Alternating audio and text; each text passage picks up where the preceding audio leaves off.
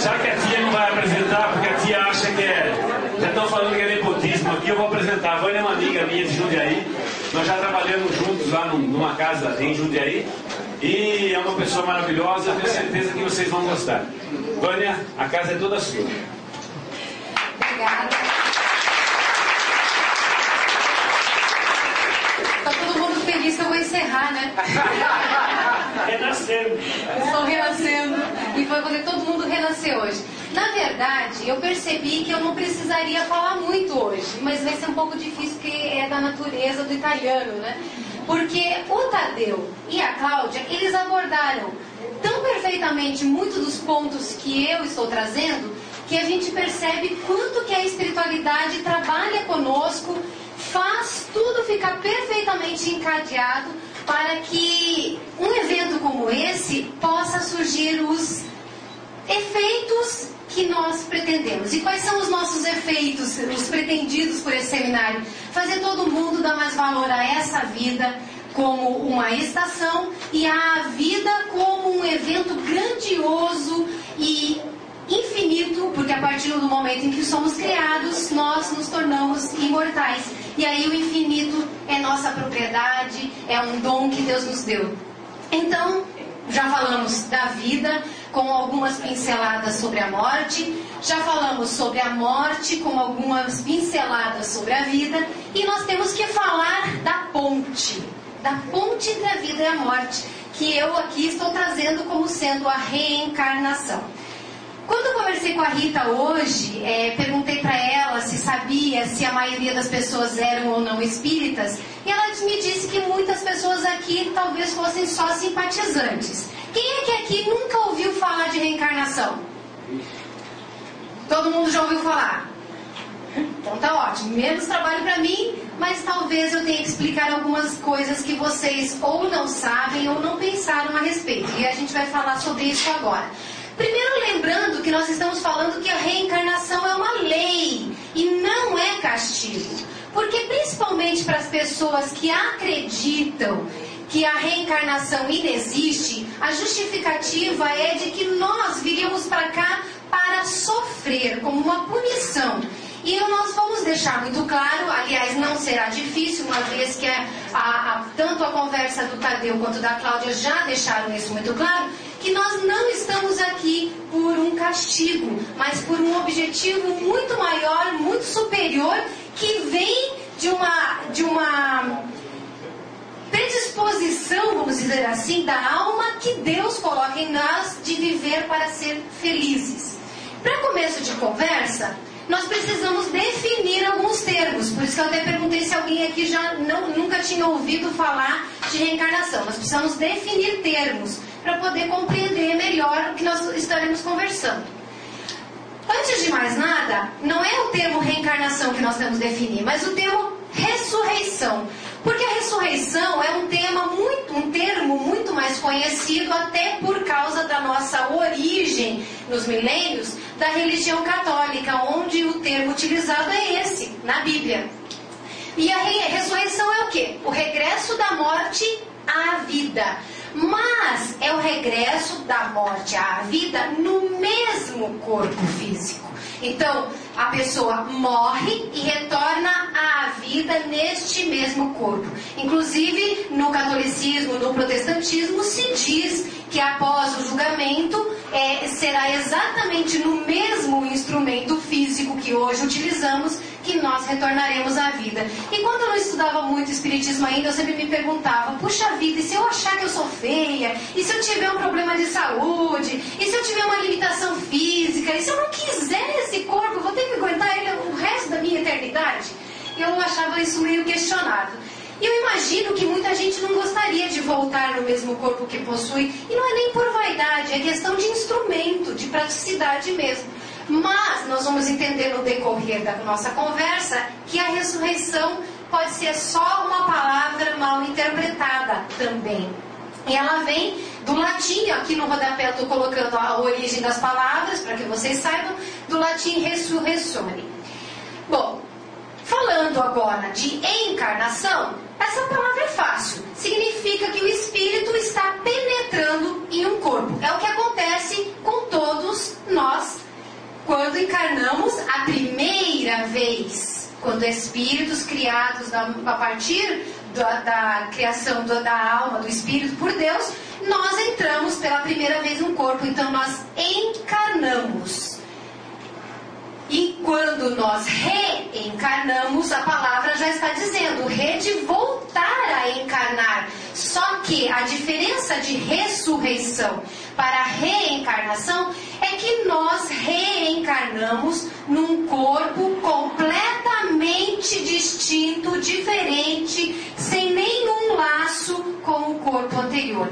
Podemos até reencarnar na nossa própria família, como um neto, como um bisneto, mas não quer dizer que tenhamos laços com o corpo anterior. Nós não precisamos ter semelhança nenhuma, não existe obrigatoriedade nenhuma de reencarnar no mesmo grupo familiar, é apenas a volta à vida num corpo físico. A reencarnação, portanto, é a doutrina da pluralidade das existências corpóreas. Em outras palavras, a oportunidade que nós temos de voltar à vida física muitas vezes. Tanto nós podemos renascer na Terra, que é uma das estações de todas as paradas que podemos fazer no universo, quanto em outros mundos. Porque nós sabemos que todas essas estrelinhas, todos esses planetas, todos esses mundos que estão aí, não estão no céu para enfeitar os nossos olhos de seres ainda um tanto egoístas, um tanto orgulhosos, um tanto defeituosos nas nossas imperfeições, nas nossas virtudes e imperfeições morais, para deixar com que tudo isso ficasse inútil só para enfeitar a nossa vista nas noites de luar, quando é que nós lembramos de olhar para o céu. Então não é para isso que existem os outros mundos. Nós podemos encarnar aqui e podemos encarnar em outros mundos, e não faz parte da nossa conversa, mas encarnaremos em cada mundo que seja adequado, cuja nossa afinidade nos conquiste uma vaga nesses ambientes. No momento, a nossa jornada se faz na Terra por afinidade. Precisamos também agora fazer o que eu falei ali no começo. Dizer que às vezes essa questão da ressurreição ela é só uma palavra mal interpretada. Embora o objetivo, a literalidade da palavra seja de completamente diferente, ressurgir num corpo, no mesmo corpo, ou reencarnar num outro corpo, para os judeus lá no tempo de Jesus e antes de Jesus, a palavra ressurreição, ela se confunde com reencarnação. Tanto é que se usava o termo ressurreição, tanto para Lázaro, que Jesus fez voltar à vida no mesmo corpo, que hoje nós entendemos pela nossa ciência médica, que era um caso de letargia, e também fazer voltar à vida através de um renascimento, como nós até citaríamos para o futuro o caso onde os discípulos entendem que Jesus falava de Elias ter retornado à vida como João Batista. Então são duas palavras, são duas situações distintas, entre outras que existem na Bíblia, em que a palavra ressurreição é usada para definir o caso de retorno à vida no mesmo corpo e o caso de retorno à vida num outro corpo. Esse texto aqui que fala do dogmas dos judeus é Kardec que menciona no Evangelho segundo o Espiritismo, e para explicar que essa confusão faz com que nós fiquemos achando que toda a nossa vida está presa a esse corpo, quando na verdade nós podemos muito bem estar falando de reencarnação sem saber. Tudo bem até aqui? Precisamos também falar que a reencarnação não é invenção de Allan Kardec, não é novidade alguma no tempo, não é uma surpresa que o Espiritismo trouxe, porque a reencarnação, ela, por ser uma lei, ela existe de todo o tempo. E por existir de todo o tempo, muitas pessoas tiveram consciência da existência da reencarnação. E para que nós possamos entender do decorrer da nossa conversa por que a reencarnação é uma lei e não um castigo, a gente precisa entender de onde ela veio, pelo menos uma parte deste conhecimento que nós possamos citar aqui. E é o que eu vou fazer agora, trazendo algumas frases. Essa, por exemplo, ela veio de um papiro egípcio que foi escrito 3.000 anos antes de Cristo. Mais 2.000 anos que Cristo esteve aqui, são 5.000 anos de história quando esta frase foi escrita. Antes de nascer, a criança já viveu e a morte não é o fim. A vida é um evento que passa como o dia solar que renasce. Então não é o espiritismo que vem falar que a reencarnação existe. 5.000 anos atrás, os egípcios já sabiam disso. O dia solar que renasce. O que acontece com o dia? O dia transita, o sol se põe, vem a noite, no outro dia o sol renasce. E assim a vida, e ele cita especificamente a criança. A criança passa pela vida, que seria o dia solar. A criança cresceu ou passou a sua jornada, seja o tempo que teve que passar. Ela desencarna, passa por essa noite que nós estamos mencionando, que seria na espiritualidade, ou melhor dizendo, na erraticidade, fazendo parênteses de que a erraticidade é o período entre vidas, portanto, é na espiritualidade, porém, entre duas encarnações. E aí, volta a nascer. Então, a morte não é um fim, mas uma etapa, dentre tantas etapas que passaremos na jornada do nosso progresso. Então, 5.000 anos atrás, lá no Egito já se dizia isso. Nós voltamos um pouquinho para cá no tempo, 1.320 anos antes de Cristo, ou seja, mais de 3.300 anos, no papiro Anana. O Anana era um vizir do faraó Seti II. No seu papiro ele diz assim: o homem retorna à vida várias vezes, mas não recorda de suas prévias existências, exceto algumas vezes em sonho ou como num pensamento. Aqui eu deixei reticências, mas ele diz, num pensamento de alguma coisa que aconteça dos nossos cotidianos e que nos faça relembrar alguma coisa que vivemos outrora. Então ele menciona no próprio papiro... Oi? Reminiscências do passado. São as reminiscências do passado. Poderíamos, se eu não tivesse colocado que era o papiro Anana de 3.000 anos, vocês diriam, em que parte do Evangelho segundo o Espiritismo isso está escrito? Porque isso parece doutrina espírita. Porque o Espiritismo está falando de uma lei. Então ele fala dessas reminiscências, desse pensamento e diz, no fim, todas essas vidas ser-lhe-ão reveladas. Nós hoje não recordamos da nossa existência passada e para muitos isso é a prova de que a reencarnação não existe. Porém, eu tenho certeza que aqui ninguém recorda do dia do seu nascimento e nem por isso deixou de nascer. Eu tenho certeza que ninguém recorda do que vivenciou na barriga da sua mãe, nem por isso deixou de passar 9 meses, 8 meses, 7 meses lá dentro. Eu tenho certeza que se fosse para descrever um evento que ocorreu há 20 anos, pode até lembrar de alguns detalhes, ter algumas reminiscências, porém não vai falar com a clareza de quem está vivenciando este momento que nós estamos vivenciando agora. Nem por isso deixou de viver aquele momento com toda a sua energia, com todo o seu foco de atenção, com todo o seu sentimento. Não quer dizer que ele não esteve lá. E aqui, quando o Anana diz que essas vidas serão reveladas, quer dizer o seguinte, nós não perdemos este conhecimento. Por uma bênção do Criador, nós não recordamos do passado.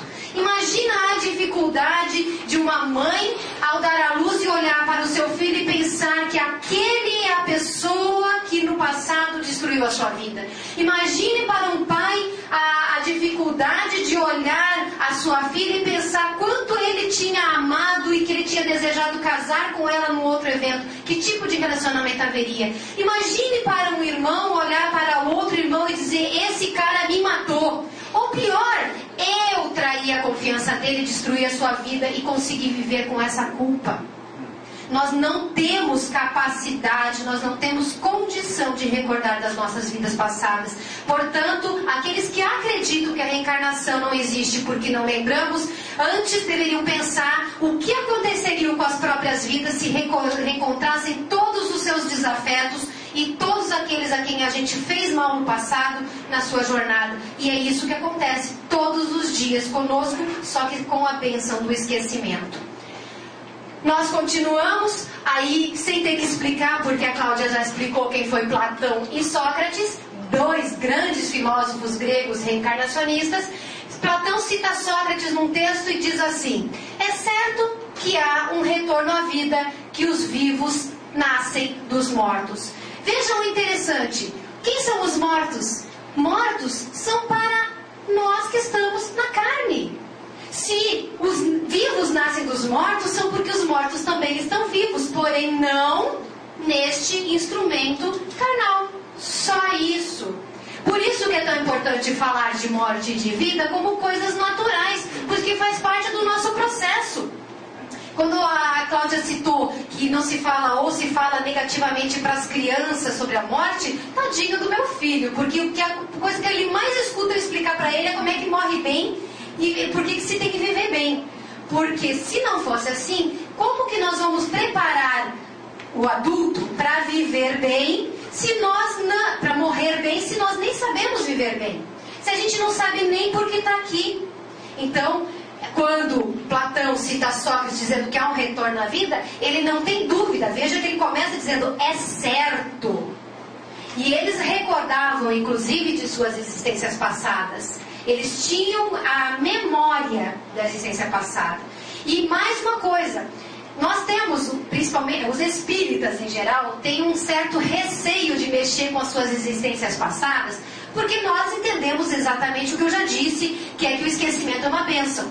Mas quando a Nana fala lá no seu papiro, 1320 anos, que as coisas serão reveladas e que nós temos algumas memórias, porque essas memórias também são curativas. Quantas vezes nós temos uma intuição, uma reminiscência natural, ou até através de um tratamento terapêutico com um profissional preparado para trabalhar com memórias, nós relembramos certos flashes do nosso passado que dizem assim: você hoje está experimentando uma situação na sua vida que resulta de decisões e atuações do teu passado. Essa questão das reminiscências, ela tem que ser muito trabalhada com calma, num outro momento, mas não é ruim quando ela acontece de uma forma natural e que nós podemos utilizar esse conhecimento para que nós vivamos melhores. Porque ao contrário do que a gente pensa, nós não estamos aqui para sofrer. Nós não nascemos e não renascemos constantemente para viver uma vida de dores. O resultado das nossas vidas, de ser com sofrimento ou sem sofrimento, depende das nossas ações e atuações durante a jornada. Aí nós damos um pulo lá para o Velho Testamento. Isaías diz assim: aqueles que do vosso povo a quem a morte foi dada, viverão de novo.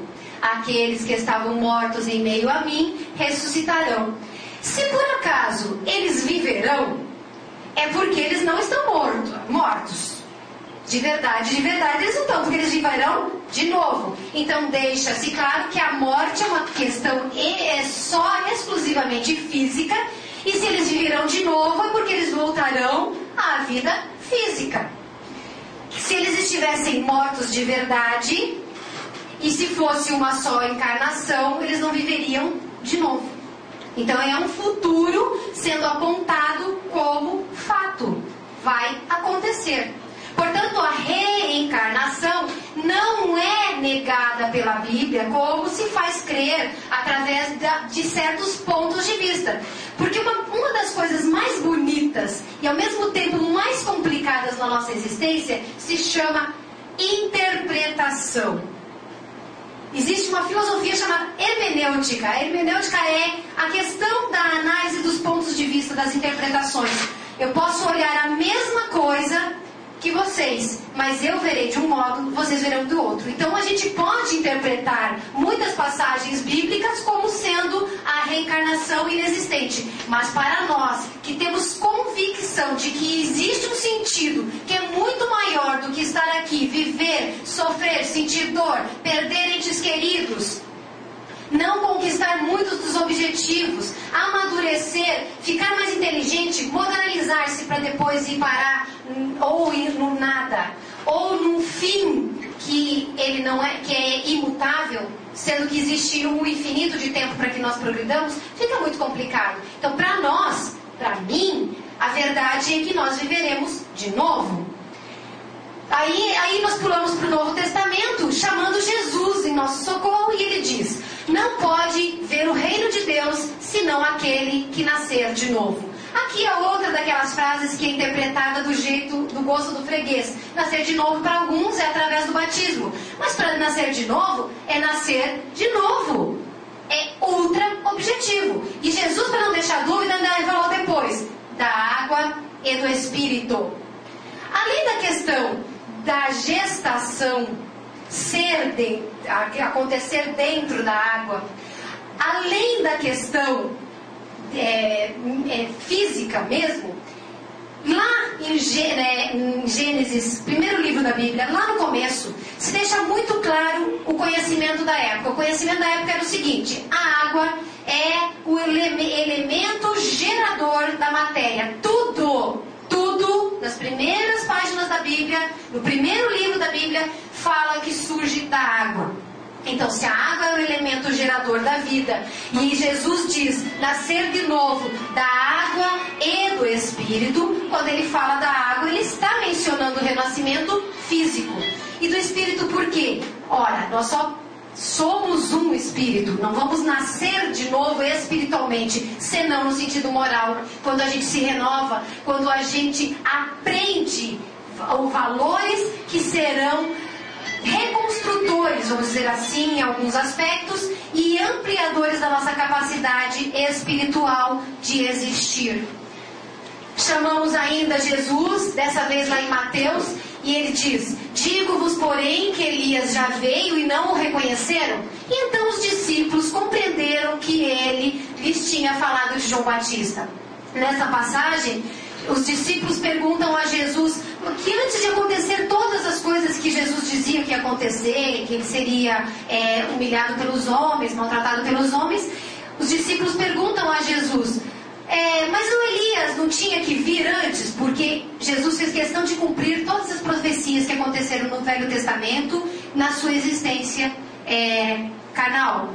E aí, como existia uma profecia de que Elias haveria de voltar, eles perguntam isso: mas Elias não tinha que vir para colocar todas as coisas no lugar? Jesus diz: Elias já veio e não foi reconhecido.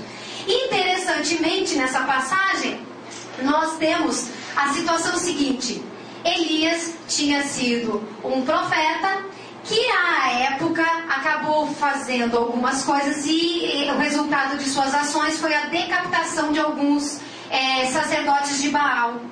Quando veio João Batista, que era o primo de Jesus, João Batista começa a pregar dizendo que o Messias tinha chegado. Ele prepara tudo para Jesus, deixando com que as pessoas ficassem alertas para a chegada do Messias, e diz assim, que todos tinham que assumir os seus erros, para que publicamente assumindo, eles ficassem envergonhados e mudassem efetivamente. Se eu digo para todo mundo, eu sou egoísta, e eu continuo sendo egoísta, eu já anunciei, todo mundo vai ficar vendo. Agora, se eu digo, eu sou egoísta e vou mudar, eu não posso ser mais egoísta como eu era antes, eu tenho que trabalhar o meu eu, para que isso me transforme. E foi o que João Batista fez.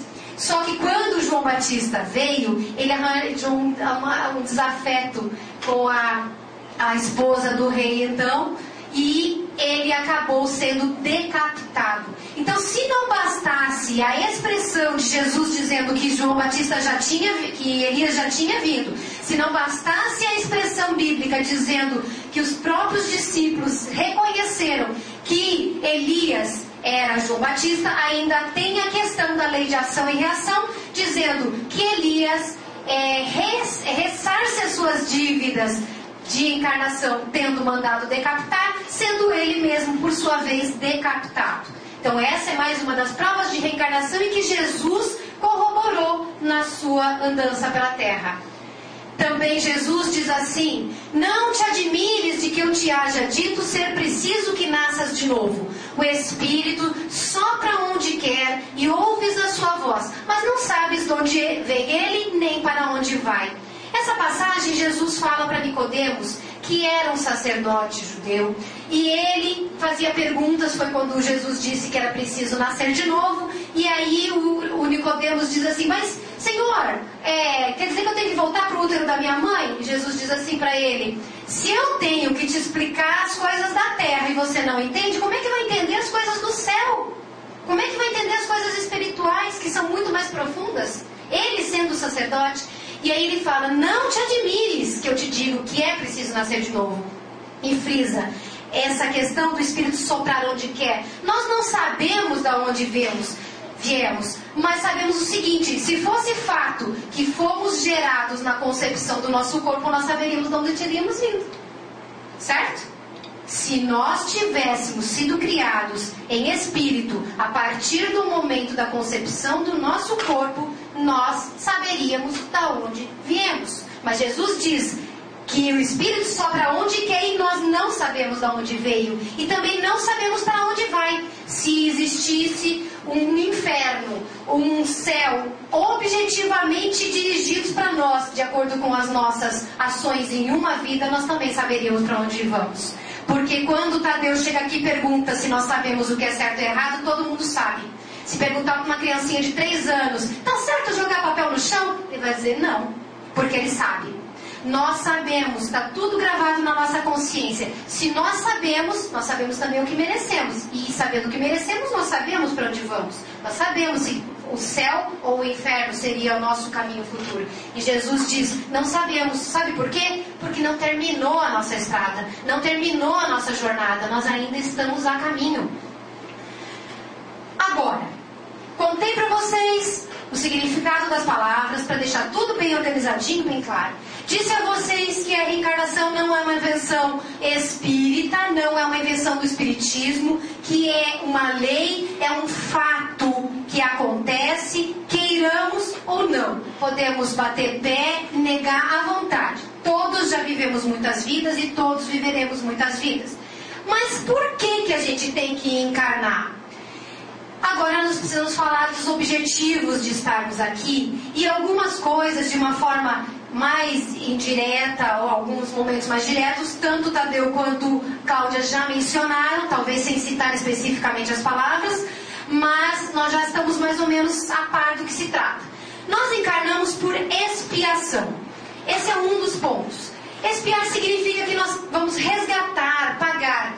Consiste em um homem sofrer o que fez os outros sofrerem, abrangendo nisso tanto os sofrimentos físicos quanto os morais, e tanto a vida corporal quanto a vida espiritual. Então, quando a gente expia, nós espiamos aqui, e lá na erraticidade nós espiamos tanto moralmente quanto fisicamente. Ok. Aí embaixo eu coloquei um lembretinho para dizer para vocês que o Chico Xavier e o Valdo Vieira psicografaram a obra A Vida Escreve, e no capítulo 20 é uma história muito conhecida, talvez vocês já tenham ouvido falar. Ele conta o exemplo do Saturnino Pereira, que eu menciono rapidamente. Saturnino era um espírita, na história de Hilário Silva. Ele era espírita, trabalhador, uma pessoa muito esforçada, uma boa pessoa, digna. E ele, na sua empresa de trabalho, um dia sofre um acidente de trabalho e perde o dedo de uma mão. Quando ele chega, depois do acidente, ele vai ao trabalho no centro espírita. Durante um mediúnico, o mentor da casa lhe diz o seguinte: que ele, em vida pretérita, tinha sido um feitor de escravos. E um escravo tinha cometido um erro, e esse erro, ele, o Saturnino, na existência passada, para punir o escravo, coloca o braço inteiro do escravo na moenda e tritura o braço do escravo. Quando Saturnino, então um outro personagem histórico, morre, ele na erraticidade sofre muito, se arrepende demais. E ele não tira da sua mente a visão do caldo de cana com aquela cor vermelha do sangue do braço do escravo. E quando ele está pronto e pede para reencarnar, o que ele pede na sua reencarnação, no seu projeto de reencarnação, projeto esse que todos nós fazemos antes de nascer? Ele pede para perder o braço útil inteiro durante a encarnação. Ele fez o escravo perder o braço e ele pede para expiar perdendo o braço. Eu não vou contar o final da história ainda, vou passar para cá. Nem todo sofrimento é indício de falta, isso é a prova, o segundo ponto da nossa necessidade encarnatória. Frequentemente são simples provas, esses sofrimentos que nós vemos, escolhidas para acelerar o adiantamento do espírito. E a expiação serve sempre de provas, mas a prova nem sempre é expiação. Volto para a história do Saturnino. O que aconteceu com ele? Ele não pediu para perder o braço? Pediu. Ele perdeu só o dedo. Quando nós falamos, antigamente se dizia pena de talião. Se falava lei do olho por olho, dente por dente. Por ser um conhecimento muito antigo, muito antes de Jesus, vindo lá do Código de Hammurabi e até antes, esse conhecimento, Jesus mesmo diz ao seu discípulo, quando corta a orelha do guarda na hora de ele ser preso, que ele fala: aquele que pela espada ferir, pela espada será ferido. Então dá para entender que existe uma lei de ação e reação, entendida então como a pena de talião, olho por olho, dente por dente. Só que, quando nós trabalhamos em prol do nosso crescimento moral, da nossa evolução, quando nós nos esforçamos para produzir na encarnação, nós não estamos estagnados como se fôssemos turistas, como se estivéssemos só passeando aqui na vida. Quando nós fazemos algo de útil, a vida entende que nós mudamos, porque efetivamente estamos mudando. E aí, o tempo em que nós fomos aquele, como Saturnino em outra encarnação, fomos o cara que triturou o braço do escravo, já não somos mais. Já não faríamos mais daquele jeito. A gente ainda tem que expiar, mas já não é lícito, já não é justo, já não é adequado que a justiça se faça no olho por olho. Saturnino, eu falei, era um trabalhador do bem. Era uma pessoa dedicada. E o que acontece? Em vez de perder o braço, perde o dedo. E é isso que o espírito mentor lhe diz. Que o fato dele estar se dedicando ao seu desenvolvimento moral e ao mesmo tempo trabalhando em prol do próximo, fez com que ele não precisasse perder o braço. Apenas o dedo como expiação e como um alerta. Aqui, quando se diz que a expiação serve sempre de prova, quer dizer o seguinte: cometemos um erro, precisamos corrigir o nosso erro, precisamos expiar. Ótimo, expiamos chorando, lamoreando, reclamando, batendo o pé, dizendo que não aguenta mais, fazendo todo tipo de rebeldia, de criança pirracenta e adolescente rebelde, só que espiritualmente falando. Essa pessoa que faz isso, provavelmente esteja só espiando. Por quê? Porque quando nós estamos entendendo o objetivo educativo da expiação, nós não nos rebelamos. E aí, quando nós vivemos com coragem e com resignação as nossas experiências, essa expiação também é contada no nosso currículo espiritual como sendo prova. Então, o que nós precisamos deixar muito claro aqui hoje, desses dois aspectos dos motivos de reencarnação? Nós podemos estar sofrendo uma experiência por expiação e vivê-la o melhor possível, transformá-la também em prova, passar com uma nota boa e não ter mais que viver aquilo, ou nós escolhemos como prova. Em outro momento já espiamos, não aprendemos muito bem, mas já pagamos a nossa cota de dívida. Só que como não entendemos muito bem o que tínhamos que entender daquilo, nós precisamos experimentar de novo, dessa vez só para dizer: eu estudei, eu compreendi e agora eu vou fazer a provinha e vou tirar 10 e aí sim eu passo de nível. Então, nem toda prova é expiação, nem todo sofrimento é expiação, mas a expiação, ela pode se tornar ao mesmo tempo, por aproveitamento nosso, uma prova também. Isso é muito importante, eu preciso saber se vocês entenderam. Deu para entender? Certeza? Então, quem está vivendo bem a sua experiência pode estar espiando e provando, ou pode ser só uma prova. Quem está vivendo mal a sua experiência, muito provavelmente só esteja expiando e ainda terá que ser provado no futuro. Também nós encarnamos com missões. Não pensem que missão é só de Jesus Cristo, só de Bezerra de Menezes, só de Chico Xavier, só de Gandhi, Madre Teresa de Calcutá e outros que foram citados aqui e que nós podemos lembrar os nomes. Não. Nós aqui, que somos indivíduos, que às vezes nem somos muito conhecidos, somos tímidos, somos reservados, no nosso pequeno mundo, nós também temos as nossas missões. Não viemos só para espiar e provar. Nós cumprimos tarefas especiais às quais nos vinculamos.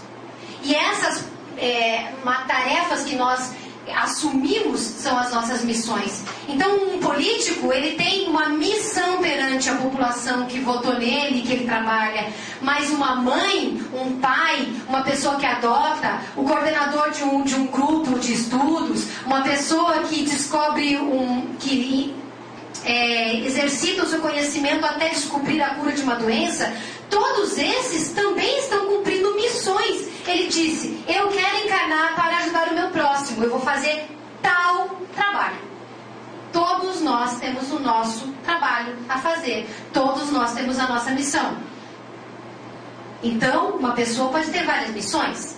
Eu sou mãe, portanto assumi a missão da maternidade, mas eu também sou palestrante. Então eu tenho que fazer o meu melhor, essa também é a minha missão. E aí, se não cumpro o meu papel de mãe, não cumpro o meu papel de palestrante, estou falhando numa missão assumida. Também é um risco. Mas a gente só assume missão que Deus considera que nós temos capacidade de cumprir. Não cumprimos quando não nos dedicamos a contento. Também existem, nos nossos objetivos encarnatórios, a cooperação na obra do Criador, através do trabalho. O trabalho é uma das outras leis divinas. Nós, para desenvolvermos, precisamos trabalhar.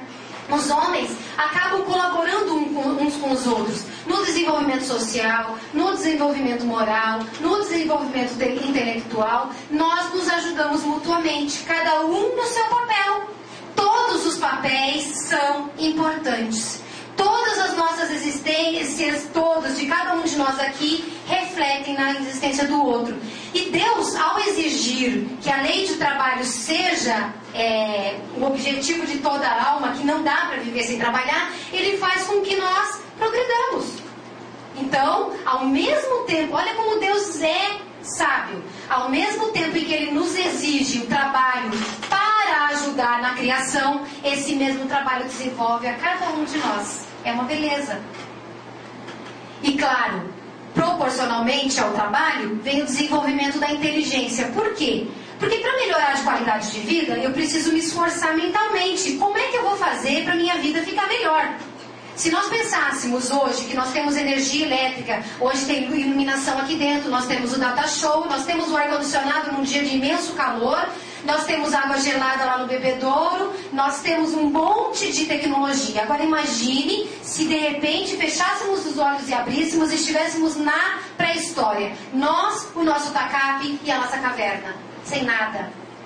Dá frio demais, dá calor demais, tem animais perigosos, não temos conhecimento do fogo, nós não temos condições de viver adequadamente. O que vamos fazer? Quebrar a cabeça para descobrir um meio de melhorar a própria existência. E aí, precisamos trabalhar. Porque imagine o primeiro homem ao inventar a roda, o primeiro homem a descobrir o fogo. Puxa, tem fogo naquela árvore que caiu um raio, mas como é que eu faço para criar o fogo?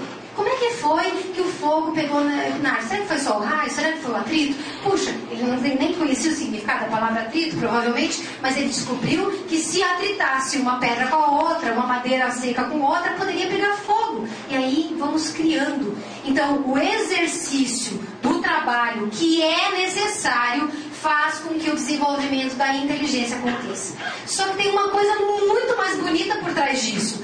Ao desenvolver a inteligência, nós nos preparamos para o desenvolvimento da capacidade moral e aí sim a gente começa a evoluir. Aqui a gente fala que passa da selvageria à civilização. Isso no contexto material. Mas no contexto espiritual passamos do ser primitivo, que foi criado simples e ignorante, para o ser de luz angelical que nos tornaremos um dia e que estamos a caminho. Então, quando a inteligência se desenvolve, nós podemos compreender melhor o que é o certo, o que é errado, o que é o bom e o mal, o que é o justo e o injusto, e aí sim nós conseguimos mudar para melhor. Então, esses 5 pontos que reservei para trazer para vocês são esses que nós já falamos: expiação, missão, provas, a cooperação no trabalho do Criador e o desenvolvimento da inteligência são os principais pontos pelos quais nós temos que reencarnar. E aí, Kardec pergunta no Evangelho segundo o Espiritismo exatamente o tema da nossa conversa. É um castigo a encarnação ou somente os espíritos culpados estão sujeitos a sofrê-la? Kardec pergunta isso e a resposta, gente, é simples.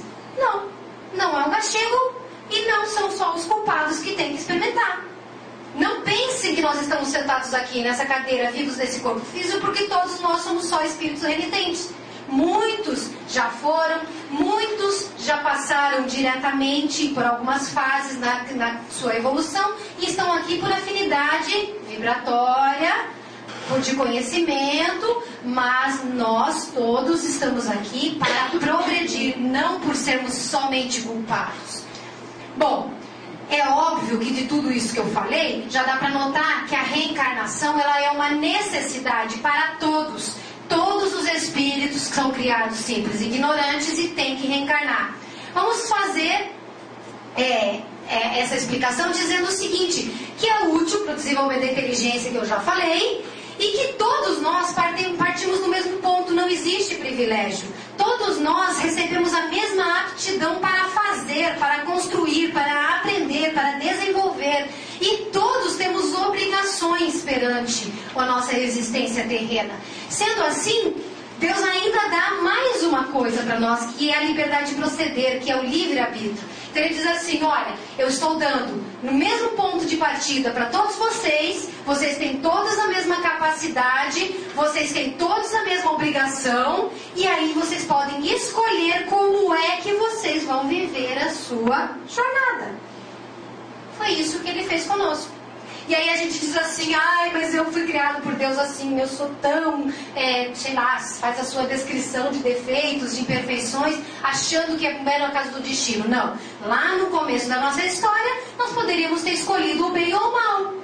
É só olhar o que temos de tendência hoje, a gente vai saber o que a gente escolheu lá atrás. Se aqui, num planeta de expiações, que está pulando para um planeta de regeneração, onde o bem, por mais que não seja praticado pela maioria, é o alvo maior de tudo que nós temos vivido nesse planeta, é sim, nós ainda somos infelizes, porque somos imperfeitos, porque erramos. Imagina o que nós fizemos no passado. E quando eu digo para vocês, abro esse parênteses, que nós temos um alvo maior que é o bem comum, eu estou falando isso como uma estudante de direito. Porque, embora eu não saiba nada de direito, eu já aprendi uma coisa. As nossas leis antecipam o desenvolvimento moral do homem. Hoje, o mundo inteiro fala de direitos humanos. O mundo inteiro briga para não ter mais luta. Briga no sentido positivo de buscar pacificação. O mundo inteiro cria leis para preservar a dignidade do homem. Nós, por mais que vejamos a má prática do nosso direito, da justiça, das leis, nós já temos as leis. Então quer dizer o seguinte, que a lei vem na frente dizendo que existe uma necessidade, e essa necessidade surge da própria moralização do homem. Então nós estamos às portas de uma evolução que não tem volta. É muito bom estar aqui, é muito bom estar encarnado, e é muito bom estar encarnado hoje, exatamente por isso. Porque nós podemos fazer parte da transformação desse planeta para o futuro que virá. E ele não virá só para os nossos filhos, para os nossos netos, outras almas que reencarnarão, mas para nós mesmos que voltaremos. E não é bonito poder encontrar um planeta que nós ajudamos a construir, quando tantas vezes fomos daqueles que ajudamos a destruir? No roteiro da encarnação, privilégio significa injustiça, mas a gente sabe que existem N condições encarnatórias diferentes. Essa é mais uma prova de que a reencarnação existe e é uma necessidade. Por quê? Se nós pensarmos como não reencarnacionistas, ou como a gente diz, unicistas, nós só temos uma vida única, o que acontece? Existe a criança que não nasce, existe a criança que nasce e morre, existe a criança que vira o idoso de 120 anos, como o Tadeu tem a pretensão de ser. Existem aqueles que são pessoas que foram criadas totalmente sem condições, sem educação, sem cultura, sem higiene, sem amor, sem aptidão nenhuma. E existem aqueles que são privilegiados por tudo. São bonitos, são inteligentes, são ricos, têm saúde, têm condições de usufruir do bom e do melhor. Se isso existe, das duas uma. Ou não existe Deus, porque não existe justiça, ou a justiça de Deus, ela deve ser interpretada de uma outra forma. Como nós estamos entendendo que a reencarnação é uma lei, é um fato, nós podemos explicar o seguinte: não importa se a criança nascer e morrer com 10 anos, com 20 anos, jovem, com 80 anos. O que importa é o que ele fez naquele período de vida, porque em outro momento ele voltará e terminará a sua história. Isso é uma coisa que precisa ficar clara para todos nós que somos reencarnacionistas. Não importa o tempo que estejamos aqui, mas como os meus colegas, meus amigos falaram antes, o que a gente faz deste período em que estamos aqui. Só podemos negar a reencarnação se nós negarmos Deus. Porque se Deus existe, Deus é justo. E para ser justo, ou todo mundo vive o mesmo tempo de vida, ou todo mundo tem a mesma qualidade de vida, ou todo mundo tem os mesmos benefícios e as mesmas provas, ou a gente reencarna. Como nós não temos o plano A, que é todo mundo diferente aqui, então nós só temos o plano B, que é a reencarnação. Fica claro assim? Fica? Encarnação, gente, é um estado transitório e uma tarefa imposta. Quem a desempenha bem, transpõe rápido e menos penosamente os primeiros graus da evolução e mais cedo gozam dos frutos daquilo que plantaram. Significa o seguinte, o que, mais uma vez, Cláudia e Tadeu falaram. Se você vive bem, você cumpre bem o seu papel, a sua tarefa. Se você cumpriu bem o seu papel, a sua tarefa, você termina a sua tarefa mais cedo, certo? Quem vive bem chega antes na evolução idealizada por todos nós, que é a que traduz os nossos desejos de paz íntima e de felicidade. Simples assim. Portanto, as pessoas que são choronas, rebeldes, revoltadas, bélicas e que ainda não lutam para dominar os seus maus impulsos, e não se iludam, todos nós temos maus impulsos ainda, mas eles não lutam para dominá-los e depois de dominá-los, transformá-los em virtudes. Se nós não fizermos isso, nós demoraremos mais aqui. E quem faz tem a vantagem de terminar antes o seu trabalho. Nós comparamos isso, e é a forma mais didática que se tem dentro da reencarnação, do espiritismo para explicar, com o estudante. O estudante, ele não sabe ler nem escrever, chega lá na escolinha, antes era primeiro ano, depois virou pré, agora já está todo mundo no maternal e berçário, chega lá na escola. Ele não sabe nada, e ele começa a aprender tudo. Cada aninho da sua vida na escola é uma jornada terrena, no caso nós, que estamos na Terra, mas é uma jornada na encarnação. Nós vamos aprendendo. Chega uma certa altura, nós que não sabíamos nada começamos a tomar decisões. A gente já aprendeu alguma coisa, já desenvolveu um pouquinho de inteligência, o livre-arbítrio aumentou. Então nós vamos aprender e vamos escolher o que vamos fazer da vida. O aluno rebelde que chega e começa a matar a aula, que faz da aula um transtorno para o professor, que atrapalha os colegas, que não estuda, que cola durante determinado período das provas, ele faz isso por ele acha que está na vantagem, ele acha que está se dando bem. Só que no momento em que tiver as provas finais daquele ano letivo, ele simplesmente não vai passar de ano. Infelizmente, nas nossas escolas atuais ainda não é bem assim, que os professores muitas vezes não enxergam. Mas vamos falar como se nós tivéssemos as escolas perfeitas e realmente não passa de ano quem não sabe, quem não aprendeu. Bom, não passou de ano, vai acontecer o quê? Vai repetir.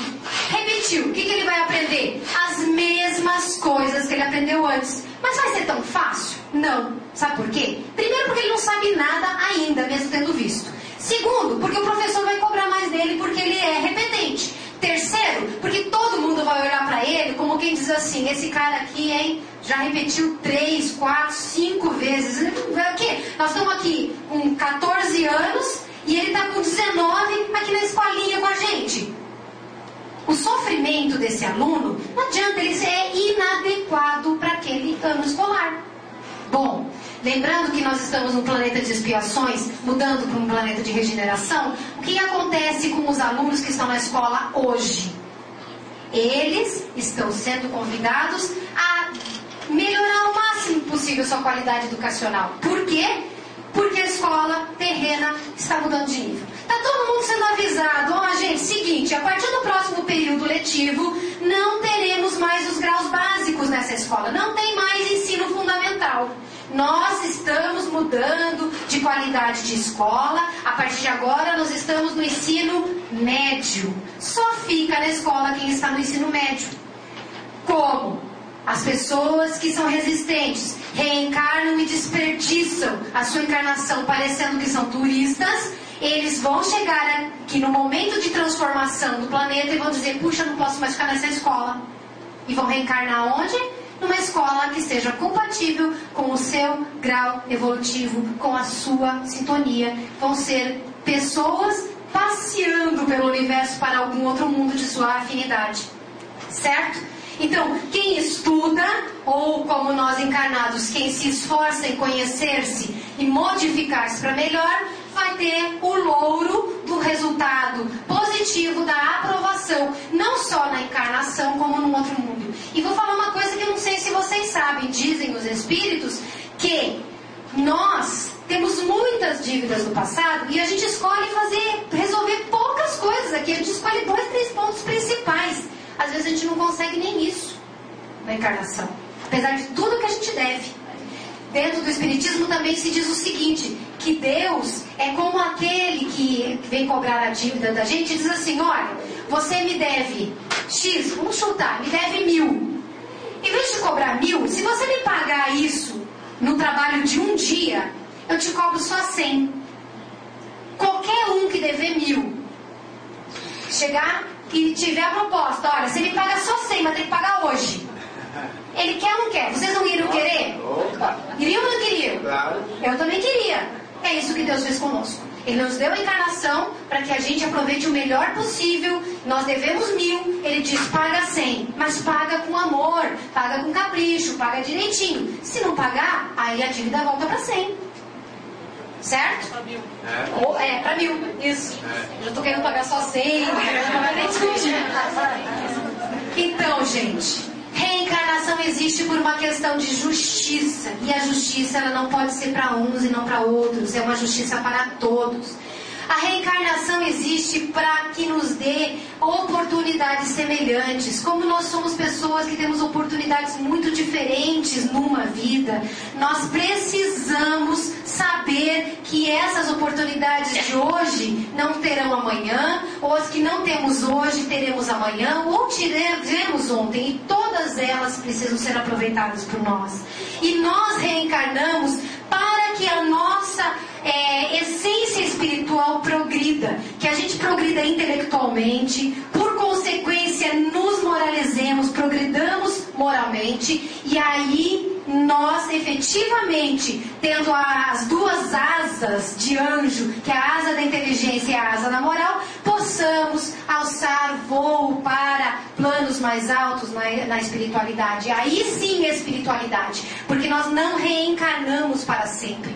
Nós reencarnamos até o período em que seja necessário participarmos da escola, como a pessoa que se forma na faculdade, depois resolve fazer um doutorado, um pós-doutorado, chega a uma determinada altura, ele não precisa mais estar na escola, ele vai trabalhar em prol daqueles que estão estudando. É a mesma coisa. Aí sim, já não falamos erraticidade, porque não tem encarnação mais. Evoluímos o bastante para não precisar mais encarnar, mas apenas viver o melhor possível nesse universo infinito que Deus deu para que a gente experimentasse. Então, quando eu vejo uma figura católica de um anjo, por exemplo, velando as criancinhas, como era muito comum, tem talvez, eu vejo sempre que aquele anjo é aquele ser que desenvolveu a inteligência, desenvolveu a moral e já voa rumo aos céus, esse céu da felicidade, esse céu da paz, esse céu da perfeição. Então, por isso, de tudo isso que eu falei, eu espero que fique claro que a reencarnação é uma lei divina, é uma lei natural e não é castigo. Lembrando que até foi mencionado aqui, se não me engano, pela Cláudia, que a dor é educativa, o Tadeu também mencionou, a dor é educativa e o sofrimento é opcional. Vou frisar isso. Por que que o sofrimento é opcional? Porque assim, nós podemos sofrer sem sentir dor. Eu estou tão triste porque meu time perdeu. Eu estou tão angustiado porque fulano não gosta de mim. Eu estou tão desesperado porque eu não vou ganhar emprego. Ou porque eu não ganhei um aumento. Posso sofrer e não estou sentindo dor nenhuma.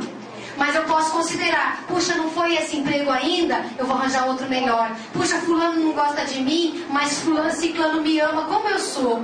E assim por diante. E eu posso viver bem com aquilo. Não preciso sofrer. E tem gente que sente dor física. Na minha família, irmão da minha mãe, da minha tia, meu tio, está sofrendo dores horríveis com um câncer de ossos. E ele até fala, ele diz que está doendo. Mas ele nunca reclamou da sua prova. Então ele sente dor, mas ele não sofre. Então, gente, não se esqueça, nós estamos encarnados aqui para ser felizes. Nós vamos experimentar dores. Nós vamos utilizar a dor para nós como momento educativo do aluno que está na escola. Agora, a gente só sofre se quiser. E isso é muito importante para nós. Para concluir, eu pensei assim, que eu tinha que trazer alguma coisa bonita para mostrar para vocês. E tinha mais, que eu tinha que fechar, porque sabia que Tadeu falaria, que Cláudia falaria. E olha como é interessante. Eu não sei se vocês percebem que tudo aquilo que cada um de nós falou encaixou perfeitamente no tema um do outro. E vocês devem imaginar que a gente fez muitas reuniões para planejar esse seminário. Nós combinamos o que nós passaríamos de vídeo para não repetir. Nós conversamos a respeito dos temas que abordaríamos. Então, um falaria tal coisa, o outro falaria outra coisa e o terceiro falaria outros aspectos. Vocês acham que foi assim? Não, não foi. Nós nunca trocamos uma só palavra sobre o conteúdo do que um e outro falariam. E o que eu quero dizer com isso é o seguinte, nós não estamos desamparados, nós não estamos sozinhos. Nós, quando nos dispomos a trabalhar pela própria evolução, pela evolução do próximo, nós somos pessoas cuja espiritualidade, cujos amigos da espiritualidade nos ajudam a fazer a coisa certa. Como nós nos empenhamos nesse tempo para fazer com muito amor esse trabalho aqui. Nós não nos preocupamos tanto com o número de pessoas, apenas com o espaço para poder receber quem viesse. Nós trabalhamos para chegar até vocês coisas que nós temos por verdade, por incentivo. Então, eu quero deixar nessa conclusão, não só através do vídeo que eu trouxe, e eu até costumo ler em voz alta o que está escrito nas legendas, até para facilitar, porque às vezes passa rápido a leitura, mas não só para encerrar com o nosso vídeo, e quero que vocês prestem muita atenção para ver que de certa forma ele fala de tudo aqui que nós falamos hoje, mas também dizer para vocês que a sincronia desse seminário só aconteceu porque tem muito amor aqui. Amor de vocês que vieram, muitos que vieram de outras cidades, amor nosso que nos dispusemos a falar, a preparar os temas, amor do Instituto Chico Xavier na pessoa da Rita, que trabalhou pra caramba, amor da Bernadette, do Carlos, né? Do Carlos, que trabalharam muito, e de outras pessoas que eu não sei o nome, que trabalharam nos bastidores para que este dia acontecesse. Tudo isso aconteceu por uma coisa muito importante, porque Deus focou em cada um de vocês. Tudo deu certo para que vocês estivessem aqui, para que cada palavra calasse no coração de vocês e calando vocês transformassem a vida de vocês naquilo que pode ser feito hoje. Não pensem que alguma coisa aqui aconteceu por acaso. Tudo foi plenamente planejado, muito mais do lado de lá do que do lado de cá. Então, em nome do Tadeu, da Cláudia, no meu nome, no nome da Rita, que está chorando aqui no cantinho, no nome da Bernadette, do Carlos, do Centro Espírita de Itu, do sindicato que nos ofereceu aqui esse espaço, eu venho dizer muito obrigado para vocês, pela presença, pela paciência, pelas vibrações de amor, que a gente tem certeza de estar nesse ambiente todo, e dizer, aproveitem a vida. Muito obrigada. Vamos escutar o vídeo. Tudo começou de repente.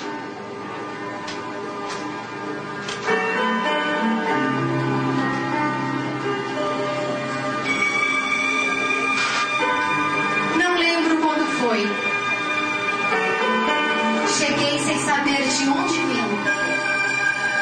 Tudo era novo. Dependia sem saber de quem. Aos poucos meu mundo foi nascendo.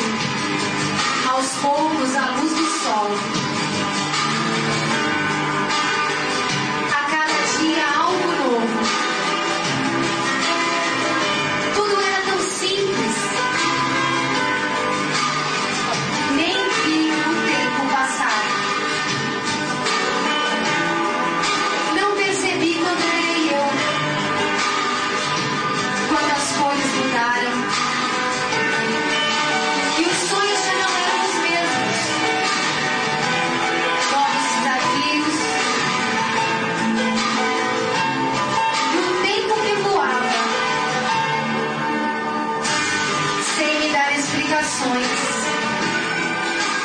Sem que eu soubesse a razão, sem ouvir a batida de suas asas, sem notar quando as coisas mudaram tão rapidamente, deixando de me reconhecer, como se agora fosse outra pessoa.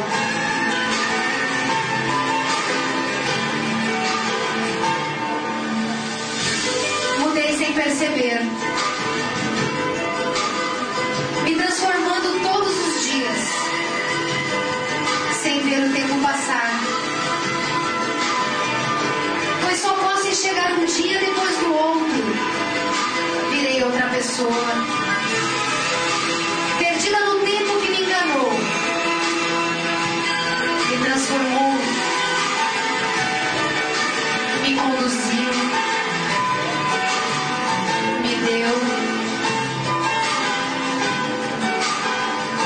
me tirou e me deixou sem chão,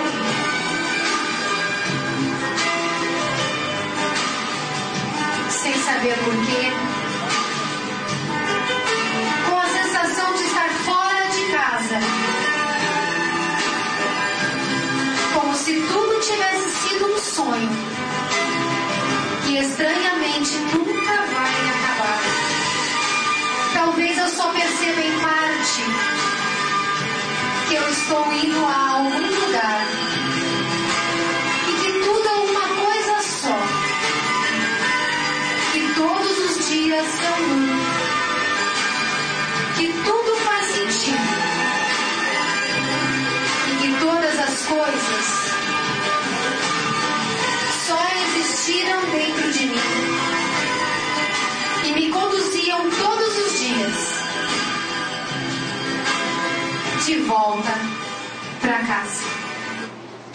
Que Deus abençoe a todos, que Jesus ampare vocês de volta ao vosso lar e que eu espero de todo o coração que hoje vocês tenham saído daqui felizes e melhores do que a tarde.